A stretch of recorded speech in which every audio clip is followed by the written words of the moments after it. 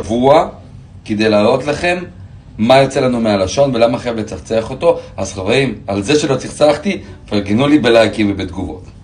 ככה, לשון זה מצבור חיידקים מספר 1, זה צובר מלא מלא חיידקים עליו ועושה ריח לא נעים בפה, ואנשים לא מבינים למה הפה שלהם מסריח, וזה אחד הסיבות, זה הלשון שלכם ולמה חשוב לנקות אותה.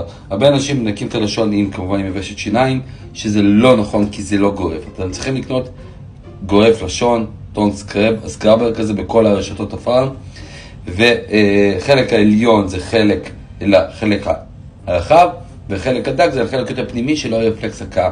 אז חברים, מוכנים, שבו, קחו שקיות הקאה, אם יהיה לך שלכם בחילה, כי אתם יכולים לראות מה יוצא לי מהלשון, אחרי ששבוע לא גרפתי את הלשון, ועכשיו תבינו למה אתם צריכים לנקות את הלשון שלכם.